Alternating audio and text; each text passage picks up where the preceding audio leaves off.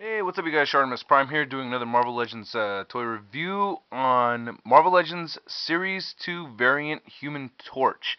I'm doing this review due to a request by actually quite a few people, um, so I hope you guys enjoy it. I gotta say right off the bat that my opinion of this figure is skewed just because it's an older figure. I start to notice that the older figures I like them more just because they're older figures. Like if Hasbro had released this figure, I have a feeling that I would probably talk a lot of shit about it. But because it's an older Toy Biz, I like it more. Does that make any sense? I don't think so, but it's just how it is. Um, I have a feeling that this Human Torch sculpt is based off of the Spider-Man figures from the Spider-Man Classics wave. I have the Scarlet Spider, and it's very much the same. Of course, the head's different, and these little flame things are different and whatnot. But it feels like it's the same figure as the Scarlet Spider that I have. Um, you know, this was a pretty common figure at the time when it was in stores, and I passed up on it a lot. My best friend had the regular version without the four, so the regular version has no four right here, and this one does have the four. And while he was moving, he gave me the base to the figure right here, which is the same for both versions. Now this base is actually missing two pieces, but it's a very cool base. Well, if you look at the base for a minute, it's very neat. You can see how the color changes as it goes up. It gets a little lighter, yellow, orange, and darker red towards the bottom. It still has that orange coming through it, and I think it separates right here too. Very similar to the Namor base.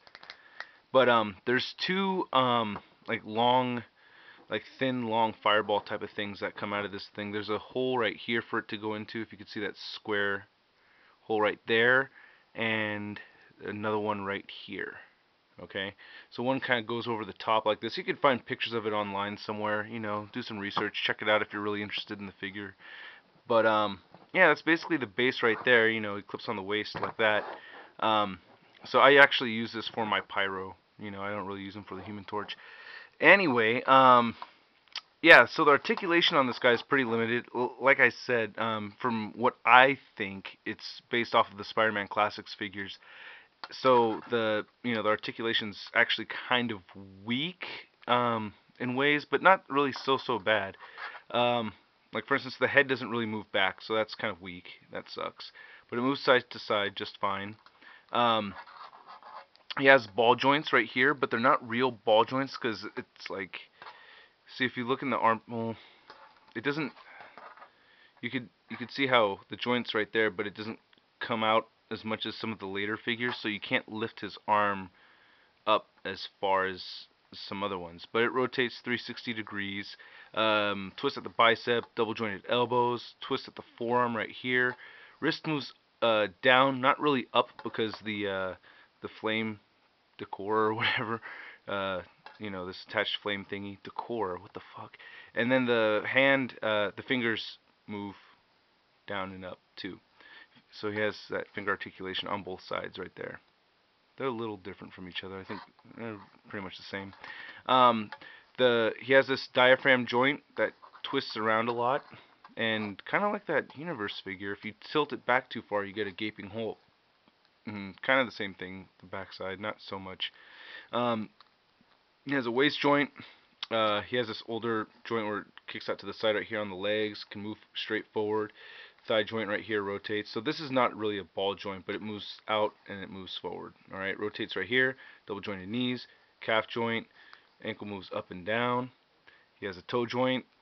Alright, looks like he's almost wearing these boots. His ankle twists a little bit, not so much.